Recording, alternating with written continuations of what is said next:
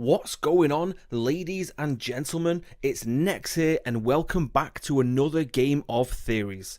If this is your first time on the channel, then make sure you pop that sub button and check the notifications bell to ensure that you don't miss any future uploads. In today's video, we're going to take a look at the growing evidence that potentially answers one of the biggest questions in Game of Thrones. How does the Night King plan on getting his army south of the wall? What trick has he uncovered that will make it fall? Ever since that scene at the end of season 6 between Bran and Benjen where they're discussing the wall, I've always thought that that was the biggest clue about what was needed in order to knock it down. The wall's not just ice and stone. Ancient spells were carved into its foundations. Strong magic to protect men from what lies beyond. And while it stands, the dead cannot pass. I cannot pass. It's not just ice and stone, ancient spells were carved into its foundations. Whilst it stands, the dead cannot pass, I cannot pass. This insinuates that 1. The wall can only be breached by using some sort of magic to undo these ancient spells, and 2. The White Walkers are going nowhere whilst the wall still stands.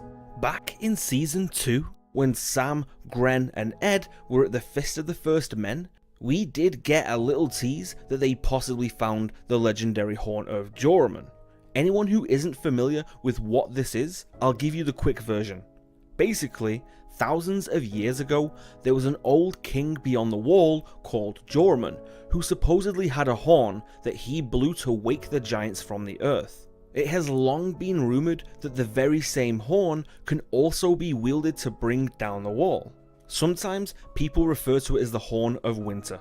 Despite all that, no one in the TV show has even so much as spoken its name or even acknowledged that they found a horn with the dragon glass. So given that we're this far in, I'm pretty sure that the horn they unearthed was just a little Easter egg to the books. Aside from that, the only other major talk about what could bring the wall down is a white dragon or an ice dragon, but as I've stated before, if the only way the Night King can get past the wall is by using a dragon, then why would he already be marching south? Let's make one thing clear. The White Walkers are marching on the wall because they already have a plan for getting onto the other side. So, what could it be?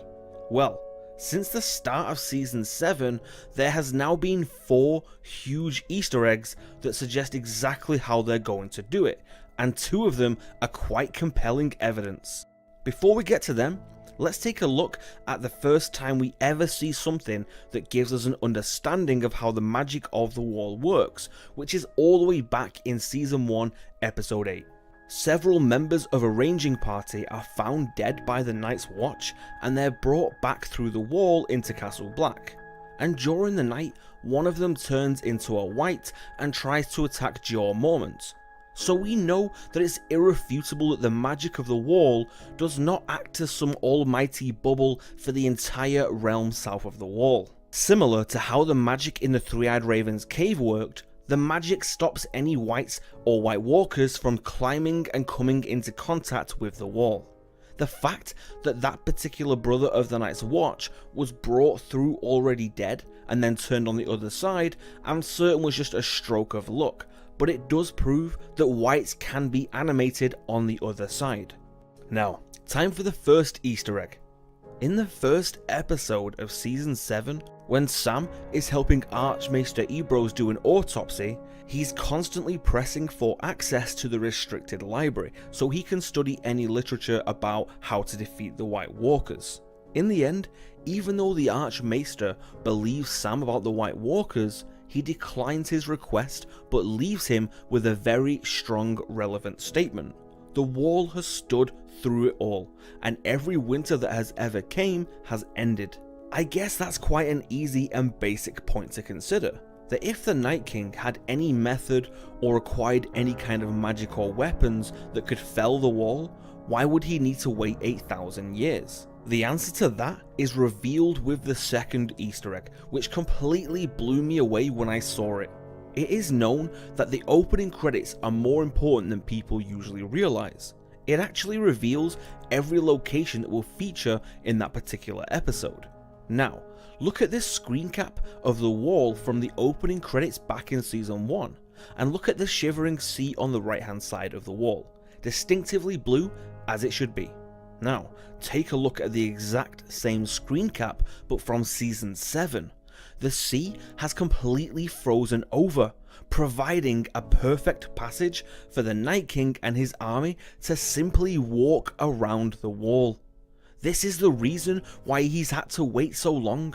He's needed history to repeat itself. He needed a winter so cold that it would present an opportunity for him to go around the wall, not knock it down. And we still have 2 more things to look at that back this up. The first one is the Hound's vision in the flames, and to quote him, "Ice, a wall of ice. The wall. It's where the wall meets the sea. There's a castle there. There's a mountain. It looks like an arrowhead. The dead are marching past. Thousands of them." Could that be any clearer? He just witnessed a vision that shows the dead at the point where the wall meets the sea, where Eastwatch by the Sea Castle is, and they're marching past. Still not convinced? They actually showed us the vision, or should I say, branded. Right after the opening credits at the beginning of episode 1, we see the Night King with the other White Walkers and Whites marching over a frozen plain. But dial it back to the beginning of that scene and look at the terrain. That is not normal ground, it's the frozen sea. Link all of these things together and it reveals how the Night King doesn't need a weapon to bring down the wall, because once the sea has frozen over, the dead can pass around it. Tormund will see it when he goes to Eastwatch by the sea, the Hound saw it, Bran has seen it, and the opening credits tell us that this is how the White Walkers will breach the wall. Thank you for taking the time to watch the video, guys. I really hope you enjoyed it. What do you think? Surely this has to be enough evidence to support the theory, or do you still think that the wall is going to fall? If so, be sure to share your thoughts and ideas with us in the comments below. 7 blessings to you all, and I'll see you guys tomorrow.